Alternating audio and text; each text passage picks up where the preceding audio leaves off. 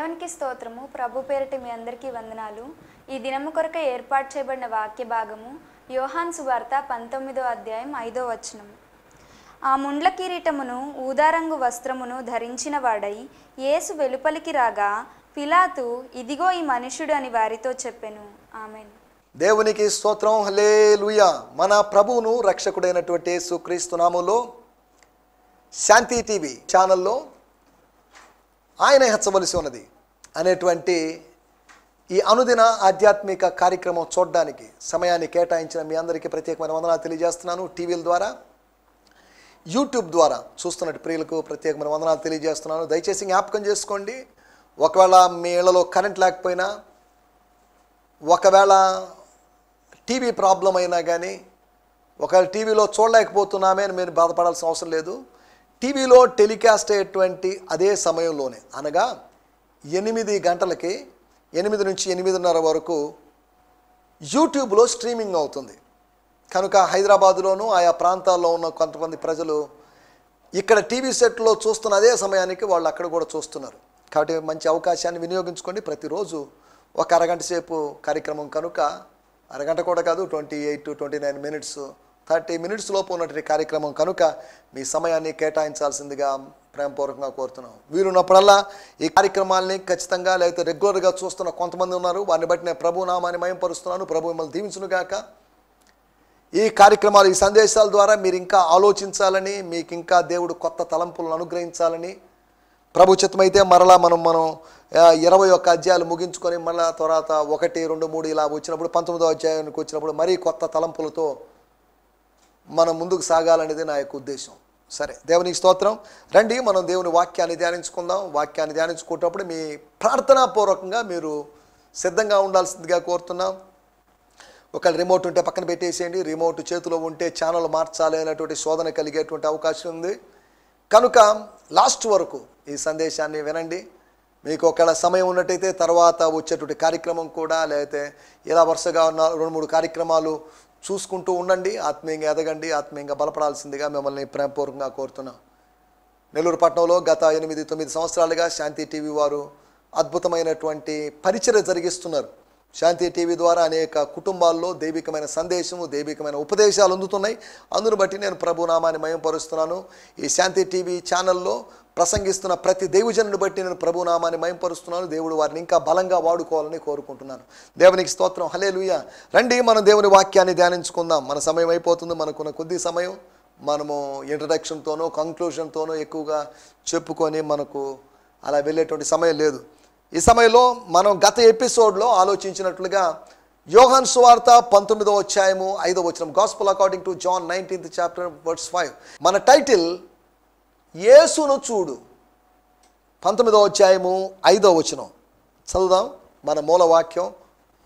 ఆ ముండ్ల కిరీటమును ఊదారంగు వస్త్రమును ధరించిన వాడై యేసు వెలుపలికి రాగా పిలాతు, ఇదిగో ఈ మనుష్యుడు అని వారితో చెప్పెను. దేవునికి స్తోత్రం. హల్లెలూయా. నేను చదువుతున్నాను 19వ. Jesus therefore came out wearing the crown of thorns and purple robe, and Pilate said to them, behold the man. స్తోత్రం. ఈ మనుష్యుడు, ఇదిగో మీ రాజు, ఇదిగో. దేవుని స్తోత్రం. మన ఇక్కడ ఆలోచిస్తున్న విషయాలు అసలు ఈ వాక్యంలో యేసును చూడండి అని కానీ, యేసు వైపు చూడండి అని కానీ లేదు కదా. ఈ టైటిల్ ఏంటి అని మీరు అడగొచ్చు. బీహోల్డ్ అనేటువంటి మాటకి దాని అర్థం ఏంటంటే, బీ హోల్డ్ అనగా చూస్తూ, హోల్డ్ అంటే పట్టుకోండి అని అర్థం. బీ హోల్డ్ అంటే చూసి మనసులో పెట్టుకోండి, తేరు చూడండి, ఖచ్చితంగా చూడండి, తదేకంగా చూడండి అని దాని అర్థం. ఇదిగో అంటున్నప్పుడు ఏదో పనిలో ఉన్నవారిని, ఏదో వ్యాపకాల్లో, ఏదో వ్యవహారంలో హలో ఇటు చూడండి అని వాళ్ళ శ్రద్ధను మన వైపు తిప్పుకోవడానికి పలికే మాటగా మనం చూస్తాం. ఇదిగో అని ఉన్నప్పుడల్లా బైబిల్లో ఒక గుడ్ న్యూస్ వస్తుంది. లూకాసు వార్త 2వ అధ్యాయం మనకందరికీ తెలిసిన మాటే. క్రిస్మస్ సమయంలో మనం ఎక్కువ ధ్యానించుకుంటుంటాం. ఇదిగో ప్రజలందరికీ కలగబోవు సంతోషకరమైన సువార్త. ఇదిగో కాపర్లారా, ఇదిగో ఇదిగో యుగ సమాప్తి పర్యంతము సదాకాలము నేను మీకు తోడై ఉన్నాను అని మత్తయి సువార్త 28వ అధ్యాయం. అక్కడక్కడ ఇదిగోలు కనిపిస్తున్నాయి.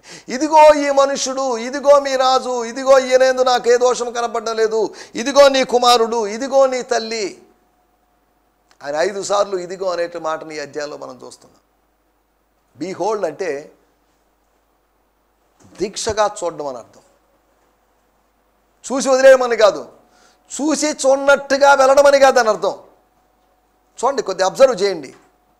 ఆయనలో కన్సిడర్ చేసే విధంగా చూడండి, అనగా ఎంచే విధంగా, పరిగణించే విధంగా,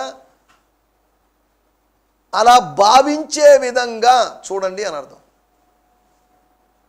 ఒక చెవితో విని ఒక చెవితో వదిలేసేటువంటి విధానాలు ఉన్నాయి. చెవులు రెండైనప్పటికీ కూడా వినికిడి ఒకటే, కళ్ళు రెండైనప్పటికీ కూడా చూపు ఒకటే, చేతులు రెండైనప్పటికీ పని ఒకటే, కాళ్ళు రెండైనప్పటికీ నడక ఒకటే. మనం ఇక్కడ జాగ్రత్తగా ఆలోచించాల్సిన మాట, ఇక్కడ ఈ మాట 5 సార్లు కనిపించినప్పటికీ కూడా ఒక గుడ్ న్యూస్. ఇదిగో ఈ మనుషుడు అంటే ఈ మనుషుడు మీ కొరకైన మనుషుడు.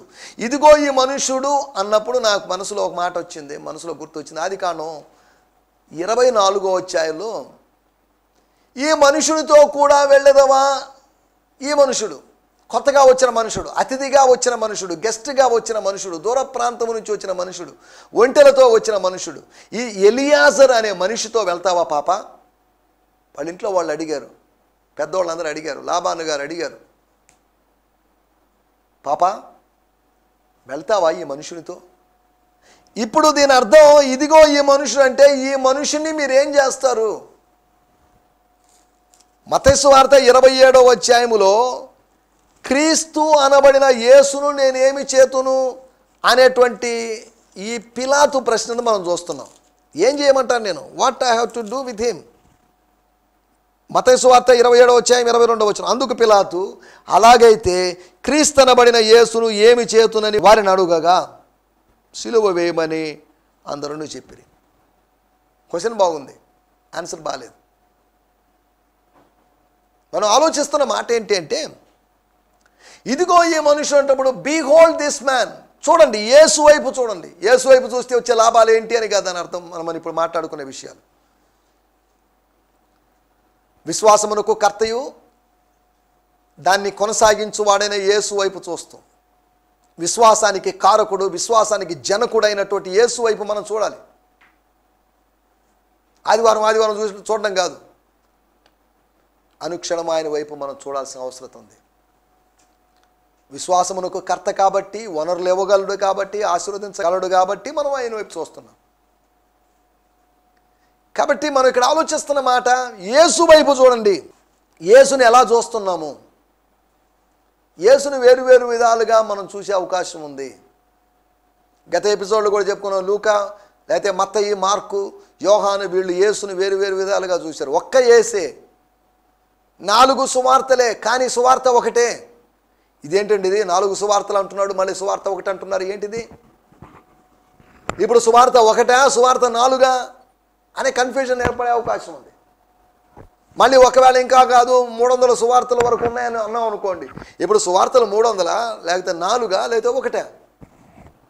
సువార్త ఒకటే, కానీ సువార్థికులు 4 ఉన్నారు. అంటే సువార్థికులు 4రేనా? కాదు, 4 విధాలుగా రాసిన సువార్థికులు ఉన్నారు. ప్లస్ అప్రమాణికమైన 300 సువార్తలు ఉన్నాయి. ప్రామాణికమైన ఈ 4 సువార్తలు. ఈ 4 సువార్తల్లో మత్తయి సువార్తలో 28 అధ్యాయాలు, మార్కు సువార్తలో 16 అధ్యాయాలు, లూకా సువార్తలో 24, యోహాను సువార్తలో 21, అంతా కలుపుకొని 89 అధ్యాయాలు ఉన్నటువంటి 90 లోపు అధ్యాయాలు కలిగినటువంటి 4 సువార్తలు. సరే, దేవునికి స్తోత్రం. మనం ఆలోచిస్తున్న మాటలు, యేసును చూడండి. యేసుని ఎలా చూశారు ప్రజలు? అందరూ ఒకేలాగా చూడలేరు. మన సొంత బిడ్డను చూసినప్పుడు బయట బిడ్డను చూడలేము. తేడాలు ఉంటాయి, డీలింగ్స్లో తేడాలు ఉంటాయి, వ్యవహారంలో తేడాలు ఉంటాయి. కాబట్టి యేసుని ఎలా చూస్తున్నాం మనం? ఒకవేళ ఒక సన్నివేశాన్ని ఒక వ్యక్తి చూసినప్పుడు, ఉదాహరణకి ఒక వంతెన కింద నుంచి నీళ్లు పారుతూ వెళ్తున్నాయి అనుకుందాం. ఒక కొండల మీద నుంచి ఎత్తైన స్థలంలోంచి నీళ్లు అలా కింద పడుతూ వాటర్ ఫాల్స్ లాగా అలాగ ఒక వంతెన కింద నుంచి వెళ్తున్నాయి. ఈ సన్నివేశం చూసిన కవి హృదయంలో మనసులో భావాలు ఏవో పొంగిపోతాయి. ఒకవేళ ఇంజనీర్ దాన్ని చూశాడు అనుకుందాం. ఇంజనీర్ అయ్యో ఎందుకు ఇంత వాటర్ వేస్ట్ అయిపోతుంది, దీన్ని ఎక్కడైనా స్టోర్ చేసుకొని రేపు ఎండాకాలంలో దీన్ని వాడుకుంటే బాగుంటుందని ఆలోచిస్తాడు. కవి అలా ఆలోచించలేదు, ఇంజనీర్ వేరు విధంగా ఆలోచించాడు. లేదు అంటే ఒక శాస్త్రవేత్త ఆలోచించాడు, అదిగో ఆ పైనుంచి వచ్చే నీళ్లు బాగా ప్యూర్గా ఉన్నాయి, కానీ ఇలా వచ్చినప్పుడు గాలిలో ఉన్నటువంటి వేరు కెమికల్స్తో లేకపోతే వేరు గ్యాసెస్తో కలిసిపోయి ఈ పారుతున్న నీళ్ళలో ఎన్ని బ్యాక్టీరియాలు ఎన్ని వైరస్లు ఉంటాయో అని ఆలోచిస్తాడు. ఇంకోటి అవసరతలో ఉన్నాడు వచ్చాడు, ఎన్ని వాటి దాని సౌందర్యము దాంట్లో ఉన్న సూక్ష్మ జీవులు ఎన్ని ఆలోచించడం, అది వ్యర్థమవుతుందని ఆలోచించలేదు. ముందు నీళ్లు కనిపించే నా దాహం తీర్చుకోవాలి నేను అనుకుంటాడు. ఒక్కొక్కరి వ్యూ ఒకటిది. ఏది కరెక్ట్ వ్యూ అంటే మనం ఏది చెప్పలేము. దానికి ఉదాహరణగా దేవుని గురించి చెప్పాల్సిన సందర్భంలో ఉదాహరణ చెప్తారు. నలుగురు గుడ్డోళ్ళు ఏనుగును చూశారట, ఏనుగు పట్టుకున్నారట. ఒకడు కాళ్ళు పట్టుకొని ఏనుగు అంటే కాళ్ళు పెద్ద పెద్ద స్తంభాలు అని చెప్పాడట. ఒకడు తోక పట్టుకొని ఏనుగంటే మనం ఏదో అనుకుంటాం, ఏనుగంటే తాడు బాబు అన్నాడట. ఒక గుడ్డివాడు పొట్ట తడిమి చూచి ఏనుగంటే ఏమీ లేదండి, ఏనుగంటే పెద్ద వాటర్ ట్యాంక్ అన్నాడట. ఏది వాస్తవం? ఏనుగంటే తోక, లేకపోతే ఏనుగంటే తాడా, ఏనుగంటే స్తంభాలా, ఏనుగంటే ఏంటి? ఇవేమీ కాదు. ఇవన్నీ ఏనుగులోని ఒక్కొక్క భాగానికి ఒక్కొక్క అంశానికి ఒక విషయానికి ఉన్నటువంటి వర్ణనలే కానీ టోటల్ వర్ణన కాదు. సరే వాటిలోకి వెళ్ళలేదు, మనం పక్కన పెట్టేద్దాం. యేసును చూసిన వాళ్ళు చూడండి, ఇదే అధ్యాయంలో 19వ అధ్యాయము 6వ వచనం. ప్రధాన యాజకులను బంట్రోతులను ఆయన చూచి సిలువ వేయము అని కేకలు వేయగా పిలాతు చాలండి. ఏంటట? బంట్రోతులను ప్రధాన యాజకులను ఆయనను చూచి యేసును చూశారు. వాళ్ళు చూసి ఏమనింది? అయ్యో పాపం, ఎందుకు సార్ అనవసరంగా కొట్టించారు, లోపలికి తీసుకొని పోయి కొట్టడమేనా, మా క్యాస్ట్ అతన్ని మా యూదులు అతన్ని మీరు ఇలా చేయడం ఎంతవరకు అని అనలేదు. గాయాలు చూస్తున్నా రక్తం చూస్తున్నా వాళ్ళకి మనసు కరగలేదు. బండలాంటి హృదయాన్ని కలిగిన వాళ్ళు. చాలామంది హృదయాలు ఇలాగే ఉంటాయి, రాతి హృదయాలు, మాంసపు హృదయాలు కాదు వాళ్ళే. దేవుడు అందుకనే వాగ్దానం చేశాడు, మీలో నుంచి రాతి హృదయాన్ని తీసివేసి మాంసపు హృదయాన్ని, కరిగిపోయేటువంటి హృదయాన్ని, మెత్తని హృదయాన్ని ఇస్తానని వాగ్దానం చేశాడు. వారు ఆయన చూచి, సరే బంట్రోతులు చూశారు, వాళ్ళు క్రూరమైన వాళ్ళు, లేకపోతే వాళ్ళ జాబ్ పరంగా వాళ్ళు అలా చూశారు అనుకుందాం. ప్రధాన యాజకులు చూచి కూడా కనికరం లేని వాళ్ళుగా ఉన్నారే. అదే మీ అన్నో మీ కుటుంబ సభ్యుడికి ఇలా జరిగితే మీరు ఎలా ప్రవర్తిస్తారు, ఎలా స్పందిస్తారు? దేవుని స్తోత్రం. వాళ్ళు కేకలు వేశారంట, ప్రధాన యాజకులు కూడా కేకలు వేశారు. ఎంత విచారకరమైన పరిస్థితి, ఎంత దౌర్భాగ్యమైన పరిస్థితి. సైనికులు అనగా ఉద్యోగస్తులు, సైనికులు అనగా రాజకీయ వ్యవస్థకు సంబంధించిన వాళ్ళు, అంతేకాకుండా ప్రధాన యాజకులు మత వ్యవస్థకు సంబంధించిన వాళ్ళు. యేసును బట్టి రెండు వ్యవస్థలు స్పందించిన సందర్భాలు, రాజకీయ మత వ్యవస్థలు రెండు స్పందించిన సందర్భాలని మనం ఇక్కడ చూస్తున్నాం. మనం ఆలోచిస్తున్నట్టు మాట ఏంటంటే 4వ వచనం, 4 విషయాలు యేసును చూసినటువంటి వాళ్ళ గురించి మనం మాట్లాడుకోబోతున్నాం. 4వ వచనం, 19వ అధ్యాయం 4వ వచనం. పిలాతు మరలా ఇంకోసారి వెలుపలికి వచ్చి, ఆయనకి ఇదే డ్యూటీ లాగుంది, లోపలికి పోవడం బయటికి రావడం, లోపలికి పోవడం, పైలట్స్ పెరేడ్ అన్నాడు దీని గురించి ఒక బైబిల్ పండితుడు. సరే, దేవుని స్తోత్రం. పిలాతు మరలా వెలుపలికి వచ్చి, ఇదిగో ఈయన యందు ఏ దోషమునో నాకు కనబడలేదని మీకు తెలియనట్లు ఈయనను మీ యొద్దకు వెలుపలికి తీసుకొని వచ్చుచున్నానని వారితో అనెను. దేవుని స్తోత్రం. ఒకటి, యేసు యొక్క నిర్దోషత్వాన్ని చూసినటువంటి పిలాతు. Pilot saw the innocence of Jesus Christ. మన కడుపులోనో మన గుండెలోనో లేకపోతే మన అంతర్గత భాగాల్లో ఏముందో మనకు తెలియదు. అదే ఒక కాంతి కిరణాన్ని పంపించి ఒక ఎక్స్రే కిరణాన్ని పంపించి లోపల ఉన్నదాన్ని ఏదో చూడొచ్చు. స్కానింగ్ ద్వారా తెలుస్తుంది లోపల ఏముందో. పైకి చూస్తే బాగానే ఉన్నాడండి, బాగానే ఉంది. ఈ మధ్యకాలంలో ఎక్కడో చూశాను ఒక న్యూస్, ఒక స్త్రీ కడుపులోంచి 20 కిలోల కణితి, 20 కిలోలు ఉన్న గడ్డ. దాని పాపం ఆ తల్లి ఎంతకాలం భరించిందో, ఎంతకాలం మోసిందో మరి. అలా ఉంటాయి కొన్నిసార్లు. ఆ చిన్న గడ్డ పెరిగి పెరిగి పెరిగి పెద్దదై ఆమె ఎంత అసౌకర్యానికి గురైపోయింది, ఎంత వేదనకు గురైపోయి ఉంటుంది. సరే, వాటిలోకి వెళ్ళలేదు. మన పాయింట్ ఏంటంటే, లోపల ఉన్నదాన్ని, దాగి ఉన్నదాన్ని, మరుగై ఉన్నదాన్ని, మర్మమైన దాన్ని నువ్వు చూడలేవు. ఎవరికి కనిపించని దాన్ని, ఎవరికి వినిపించని దాన్ని, ఎవరు చూడని దాన్ని, ఎవరు వినని దాన్ని నువ్వు వినాలి, ఎవరు చూడని దాన్ని నువ్వు చూడాలి. విస్తారమైన వర్షం వస్తున్న ధ్వని పుట్టుచున్నది. ధ్వని పుట్టింది, ఎక్కడో వర్షం పడుతుందండి అని ఏలియా కర్మేలు పర్వతం మీద తన దాసునితో అన్నాడు. దాసునికి వినబడలేదు, దాసుడు చూడలేదు, దాసుడు అనుభవించలేదు. ఏలియా అనుభవించాడు. స్తోత్రం, హల్లెలూయా. లోకానికి దాసులైన వారు అనుభవించిన వాటిని యేసుకు దాసులైన వారు అనుభవించేటువంటి అవకాశం ఉంది. ఒకటి, Pilate saw the innocence of Jesus Christ. యేసు ప్రభులో కనిపించిన విషయం ఆయన నిర్దోషత్వం. వెండి బంగారముల వలన కాదు కానీ అమూల్యమైనది, నిర్దోషమైన గొర్రెపిల్ల వంటి యేసు రక్తము చేత. దేవుని స్తోత్రం. స్పాట్ లేనటువంటి, రింకిల్ లేనటువంటి, ఎటువంటి బ్లెమిష్ లేనటువంటి ఒక గొర్రెపిల్ల. దేవుని స్తోత్రం, హల్లెలూయా. ఒకటి, యేసులో నిర్దోషత్వాన్ని చూసినటువంటి పిలాతు. యేసును చూడండి, అది మెసేజ్. అదేంటి యేసును చూసేది ఏంది? యేసును చూడండి అంటే దాని అర్థం యేసు ప్రభు బొమ్మ ఒకటి తయారు చేసుకొని చూస్తూ ఉండడం అని కాదు. అంటే యేసు ప్రభు వెళ్ళిన అనుభవాల గుండా కొద్దిగా ఆలోచించండి, వాటిని కొద్ది మనసులో పెట్టుకోండి అని దాని అర్థం. యేసును చూడండి, look an to Jesus. Hebrew పత్రిక 12వ అధ్యాయంలో మనం అదే చూస్తాం, లుక్ అన్ టు జీసస్. 11వ అధ్యాయంలో వాళ్ళు చూసి చూసి చూసి, లేకపోతే అబ్రహాము ఒక పట్టణం వైపు చూసి, ప్రభువు వైపు చూసి, ప్రభు చేసిన వాగ్దానముల వైపు చూసి అని చెప్పుకుంటూ వచ్చి ఫైనల్గా ప్రభు వైపు చూడండి. That's a message, conclusive message. 11వ అధ్యాయము 12వ అధ్యాయము 2 కలిసి ఉండాలేమో అనుకుంటుంటా నేను. దాని యొక్క కంటిన్యూషనే, 11 యొక్క కంటిన్యూషనే అది. సరే, దేవుని స్తోత్రం, హల్లెలూయా. యేసులో నిర్దోషత్వాన్ని చూసినటువంటి పిలాతు. రెండోది 27వ వచనం. యేసును చూడండి, యేసును చూసినప్పుడు ఏం కనిపిస్తుంది? 27వ వచనం. తరువాత శిష్యుని చూచి ఇదిగో నీ తల్లి అని చెప్పాను. ఆ గడియ నుండి ఆ శిష్యుడు ఆమెను తన ఇంట చేర్చుకొనెను. ఆ గడియ నుండి ఆ శిష్యుడు. ఆ రోజు నుండి అని కాదు, ఆ గడియ నుంచి ఆ శిష్యుడు. In that moment. వాడుక భాషలో మనం గమనించినట్లయితే 27వ వచనం. స్తోత్రం. ఆ శిష్యునితో ఇదిగో నీ తల్లి అని అన్నాడు.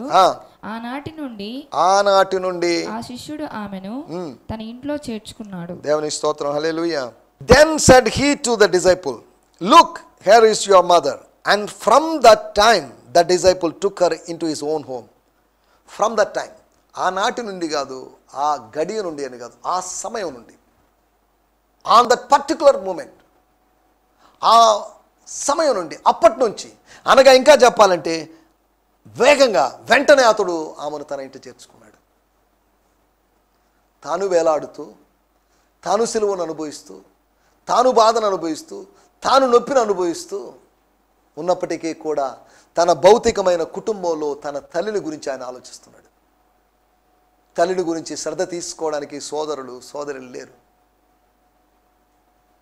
తల్లిని గురించి శ్రద్ధ తీసుకోవడానికి యోసేపు లేడని చరిత్ర చెప్పింది. అప్పటికే యోసేపు చనిపోయి ఉండొచ్చు అని చెప్తున్నారు. ఏదేమైనప్పటికీ యోహానును చూశాడు, మరియను చూశాడు. యోహానును మరియను కలిపితే బాగుండు. యోహానును మరియను ఒక నూతనమైనటువంటి మాతృత్వపు అనుబంధంలోకి, పుత్రత్వపు అనుబంధంలోకి తీసుకొని రావాలనుకున్నాడు ప్రభు. కలిపాడు. దేవుని స్తోత్రం. ఇంతకుముందాక పెద్దమ్మనో చిన్నమ్మనో లేదా ఆంటీ అనో అక్కనో ఇలా పిలిచేటువంటి ఆ సంబోధన ఇక మీదట అమ్మ అనేటువంటి సంబోధనగా మారబోతుంది. దేవుని స్తోత్రం. క్రీస్తునందు మనం ప్రియ సహోదరి సహోదరులుగా మారాం. ఇంతకుముందు అనుబంధాలు వేరు. ఇంతకుముందు లోకంలో ఉన్నప్పుడు మన అనుబంధాలు వేరుగా, స్నేహితులని, ఫ్రెండ్స్ అని, బెస్ట్ ఫ్రెండ్స్ అని, ఇంకా ఏదో రకరకాలుగా ఉన్నాయి. ఇప్పుడు క్రీస్తునందు సహోదరి ఒక ఫ్యామిలీగా మార్చబడ్డాం.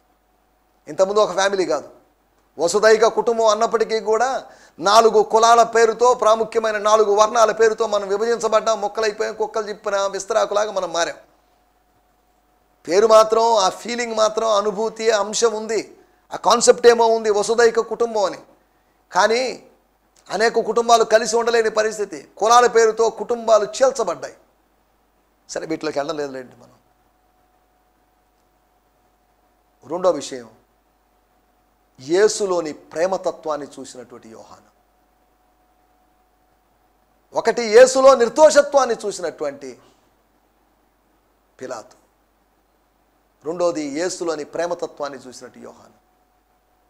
He was much influenced by the love of Jesus Christ. యేసు రొమ్మును ఆనుకొని కూర్చున్నవాడు, యేసు ప్రేమను అర్థం చేసుకున్నవాడు. ప్రేమ అంటే మన గురించి ఆలోచించేది కాదు, ప్రేమ అంటే ఇతరుల గురించి ఆలోచించేది. ఊరోళ్ళందరి గురించి అదే పనిగా ఆలోచిస్తూ మన కుటుంబ విషయాలని లేదా కుటుంబ సభ్యులు పట్టించుకోకపోవడం కాదు, ఇతరుల సంగతులు కూడా ఆలోచించడం. మన సొంత సంగతులు చూసుకోకుండానే, సొంత సంగతులు మాత్రమే చూసుకోకుండా మనం ముందుకు సాగడం. ప్రేమతత్వం. John saw love, the nature of love in Jesus Christ. దేవుని స్తోత్రం. శిక్షణ అనుభవిస్తూ సొంత కుటుంబం గురించి ఆలోచించిన వ్యక్తి. శిక్షణ అనుభవించడానికి ముందుగా సేవలో ఉన్నప్పుడు కుటుంబాన్ని పట్టించుకోనట్టుగా ఉన్న వ్యక్తి ఇప్పుడు శిక్షణ అనుభవిస్తున్నప్పుడు కుటుంబ బాధ్యతను యోహానుకు అప్పగించినట్టు వ్యక్తి. మూడో విషయాన్ని నేను మీకు జ్ఞాపకం చేస్తాను. ఇదే అధ్యాయంలో 29వ వచనం. చిరకతో నిండి ఉన్న ఒక పాత్ర అక్కడ పెట్టి ఉండెను గనుక వారు ఒక స్పంజి చిరకతో నింపి హిస్సోపు పుడకకు తగిలించి ఆయన నోటికి అందించిరి. దేవుని స్తోత్రం. There was a vessel full of sour wine set there, so they put a sponge full of the sour wine on hyssop rod and put it to his mouth. వాడుక భాషలో కూడా మనం గమనించినట్లయితే పులిసిన ద్రాక్షారసము ఒక కొండ ఉందట.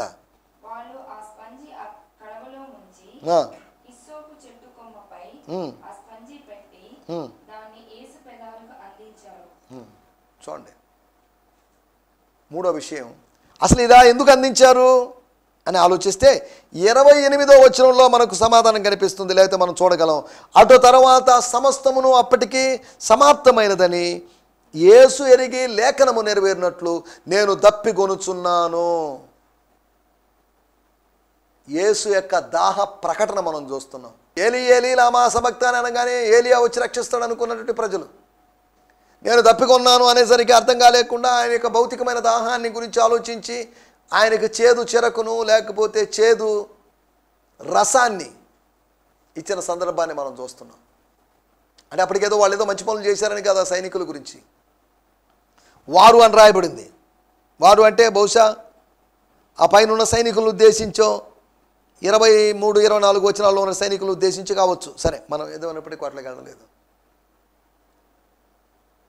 అనగా ఆయన యొక్క మానవత్వాన్ని, ఆయన యొక్క బలహీనతని, మానవ బలహీనతను, శారీరక అవసరతను చూసిన వాళ్ళు.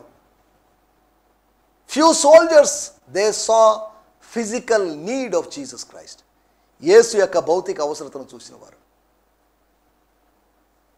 ఒకటి, యేసు యొక్క నిర్దోషత్వాన్ని చూసిన పిలాతు. రెండవది, యేసు యొక్క ప్రేమతత్వాన్ని చూసినటువంటి యోహాను. మూడవది, యేసు ప్రభు యొక్క మానవత్వపు అవసరతను చూసినటువంటి సైనికులు. నాలుగో విషయాన్ని చెప్పి ముగించేస్తాను. 38వ వచనం. స్తోత్రం. అటు తరువాత యూదుల భయము వలన రహస్యముగా యేసు శిష్యుడైన అరిమతయి యోసేపు తాను యేసు దేహమును తీసుకొని పోవుటకు పిలాతు నొద్ద సెలవడిగెను. పిలాతు సెలవిచ్చెను గనుక పిలాతు సెలవిచ్చాడు కాబట్టి అతడు వచ్చి యేసు దేహమును తీసుకొని పోయెను. యేసు దేహాన్ని తీసుకొని పోయాడు. ఎందుకు సడన్ గా అరిమతయి యోసేపు అప్పటిదాకా ఎంటర్ కాలేదు, ఆయన ఎంట్రీ చెప్పబడలేదు. అరిమతయి యోసేపు వచ్చేసాడు. తర్వాత 39వ వచనంలో నికోదేము వచ్చాడు. నికోదేము 3వ అధ్యాయంలో కనిపించాడు, 7వ అధ్యాయంలో కనిపించాడు. ఇది 3వసారి నికోదేము యొక్క ప్రస్తావన. అరిమతయి యోసేపు యొక్క ప్రస్తావన మొట్టమొదటిసారి మనం చూస్తున్నాం. రహస్య శిష్యులుగా ఉన్న వాళ్ళిద్దరు బయటకు వచ్చేసారు. ఇక బహుశా నికోదేము రహస్య శిష్యుడు అనే సంశయం ఉంది, సందేహం ఉంది. కానీ అరిమతయి యోసేపు కూడా రహస్య శిష్యుడు అనే విషయం ఇప్పుడు ప్రజలకు బయటపడింది. యేసు యొక్క గొప్పతనాన్ని అర్థం చేసుకున్నారు కనుక, యేసు యొక్క మరణాన్ని గురించి అర్థం చేసుకున్నారు కనుక వారిద్దరూ కలిసి భూస్థాపన చేశారు. శిష్యులు చేయాల్సిన భూస్థాపనని వాళ్ళిద్దరు చేయడాన్ని మనం చూస్తున్నాం. యేసు యొక్క గొప్పతనాన్ని చూసినటువంటి రహస్య శిష్యులు, the secret disciples, Joseph, Arimathea and Nicodemus, they saw the greatness of Jesus Christ. యేసు యొక్క ఔన్నత్యాన్ని చూసినటువంటి రహస్య శిష్యులు. మనం బహిరంగ శిష్యులం, సేవకులమైన మేము బహిరంగ శిష్యులం. మేము ఆయన యొక్క ఔన్నత్యాన్ని చూడగలుగుతున్నామా? ఆయన గొప్పతనాన్ని చూడగలుగుతున్నామా? ఆయన అందరిలాంటి ఒక ఆయనేనండి అని కాకుండా, he's more than all, he's above all, he's beyond all అనేటువంటి దృక్పథంతో మేము చూస్తున్నామా యేసు యొక్క ఔన్నత్యాన్ని? నా మాటలు ముగించేస్తున్నాను. 4 విషయాలు. యేసు వైపు చూడండి, యేసును చూడండి.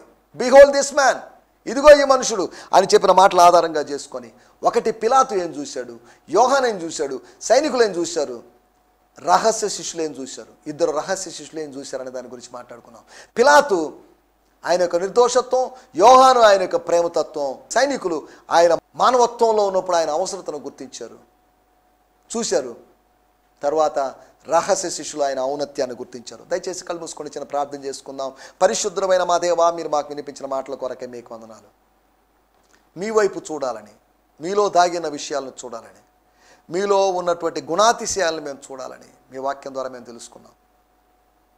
పిలాతుని, యోహానును, రహస్య శిష్యుల్ని మీరు మా ముందుకు తీసుకొచ్చారు. ప్రభా, మీకు వందనం చేయిస్తున్నాం. మీ యొక్క నిర్దోషత్వాన్ని, అంతేకాకుండా మీ యొక్క ప్రేమతత్వాన్ని, మీ యొక్క ఔన్నత్యాన్ని, మీ యొక్క మానవత్వాన్ని మేము చూడగలుగుతూ సాయం చేయండి.